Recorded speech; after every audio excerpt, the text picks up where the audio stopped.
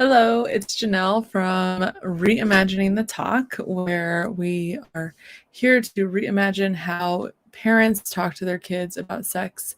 And I am just here to help you talk to your kid about sex with confidence, clarity, and purpose so that you can raise a sexually healthy child that thinks critically and makes empowering sexual decisions. So today we are going to be talking about not just why it's so important to not just raise a rule follower, but to raise a critical thinker.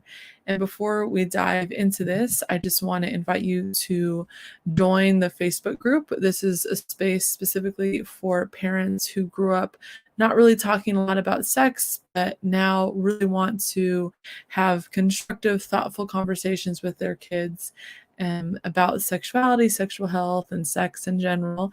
And this is a place for you to connect with parents and just have a community of people to guide and support you as we all go through this together. And then also, please be sure to access the decision-making framework that I'm going to talk about at the end of this video. And I'll link to both in the comments in a minute.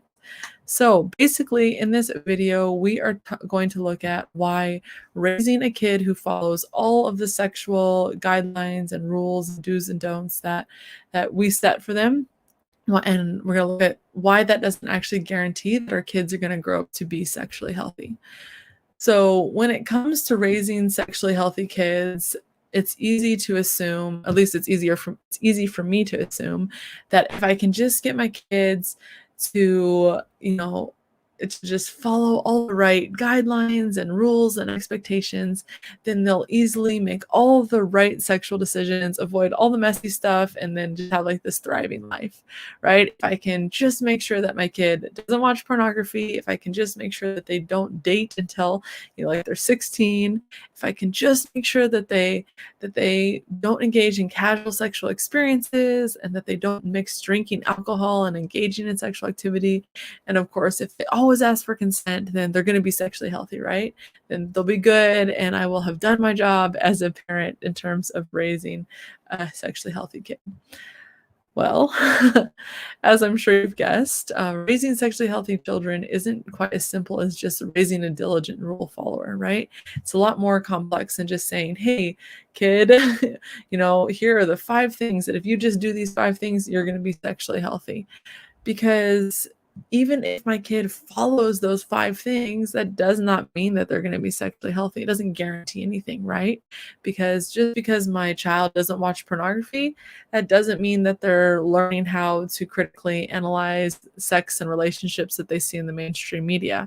And just because my kid doesn't date until they're a certain age, it doesn't mean that they're actually developing vital interpersonal communication or relationship skills. And just because my child doesn't engage in casual sexual experiences, that doesn't mean that they know how to actually engage in enriching experiences. And just because my kid doesn't drink alcohol and engage in sexual experiences, it doesn't mean that they know how to wisely choose a sexual partner. And just because my kid knows how to ask for consent, it doesn't mean that they know how to confidently grant or deny consent, or even know how to truly engage in consensual experiences. Because here's the thing, teaching kids how to follow sexual rules based on my values and the needs, wants, and boundaries I would like for them to have, that doesn't actually help them build confidence, knowledge, or skills that they need to take ownership of their own sexual health. Now, don't get me wrong.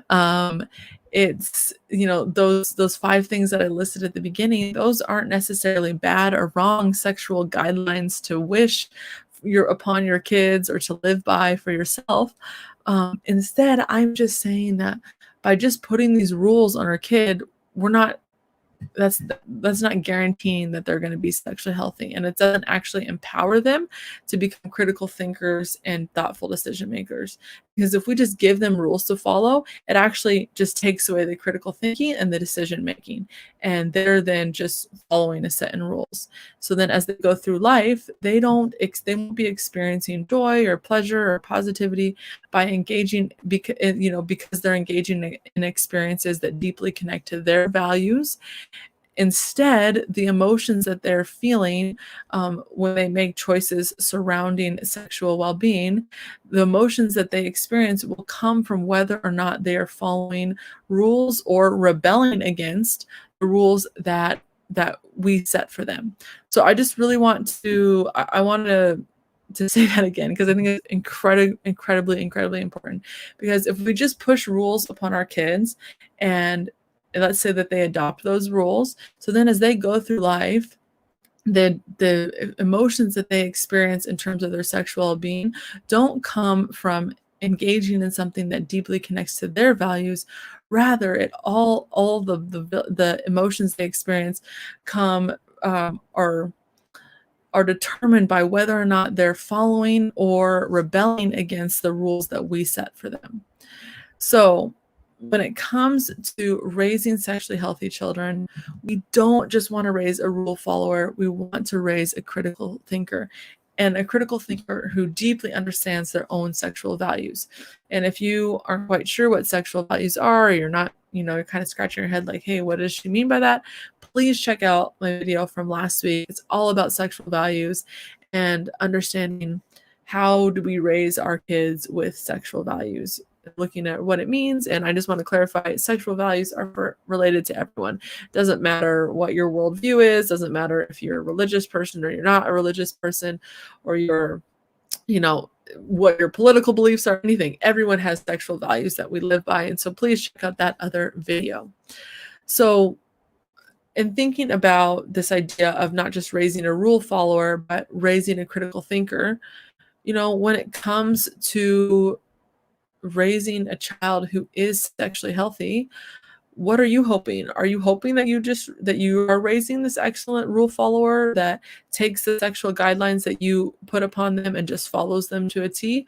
Or are you committed to raising a kid who can think critically for themselves, that really knows their own sexual values, and then has the knowledge and the skills and the confidence to go out and make empowered decisions?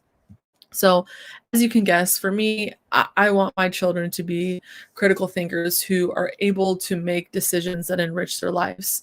Now, I'm not saying that I'm not going to set, some expectations or boundaries or have some suggested do's and don'ts. But what I am saying that ultimately I want my kids to understand that that's my expectation, and I want to give them a deep understanding of why I'm my husband and I have chosen those rules or guidelines or do's and don'ts as something that we want to pass on to them. But then I want to give them space so that they can really define what is right for them. So when it comes to sexual health, it's just such a deeply personal experience and integral part of life that I really desperately want my kids to have the knowledge and confidence and skills to make enriching decisions for themselves. So again, if you didn't come to last week's live or watch the video, please check it out. It's all about sexual values, and it will give a lot more, I think gives a lot more context to this idea of not just giving sexual rules, but to give a sexual value to kids that really explains why we are choosing to live with certain guidelines, or why we wish certain expectations upon our kids. And really, this is all because sexual health is nurtured when we actively choose to engage in activities that honor and exemplify our values, needs, wants, and boundaries. So it doesn't come from following rules that were pushed upon us. Instead, it comes from deeply knowing what our values, our needs, our wants, and our boundaries are, and then living and acting in a way that exemplifies those. So as we wrap up, I just want to let you know that I do have a simple and super impactful decision-making framework for you to share, to use with your kids. And it's basically like a parent cheat sheet. And if you are wanting to raise kids who are critical thinkers and thoughtful decision makers, please check out this free decision-making framework. It's the same framework I use with all of my sex ed students. And it's the framework that is the core of the Reimagining the Talk Parent Sex Ed course. Just a sidebar, the Reimagining the Talk Parent Sex Ed course, that's my signature course that just helps guide you through all of the major conversations with your kids in relation to sex and sexuality and sexual health. So, covers consent, pornography, masturbation, puberty, reproduction, contraceptives, all of those things. And that course gives you everything you need to get those conversations going. So again, this 3-word framework is just so easy. So I just invite you to access it and start looking at it. And then next week, we're actually going to talk more about what we can do as parents to raise thoughtful decision makers. Okay, so just to recap real quick, we don't want to just raise rule followers. We want to raise critical thinkers, right? We want our kids to be really thoughtful in how they navigate their sexual health and have the skills, the knowledge, and the confidence to make sexually healthy decisions by thinking critically. All right. So again, thank you so much for joining. If you're on YouTube, please subscribe and like this video, and please share it on your Facebook page, share it on YouTube.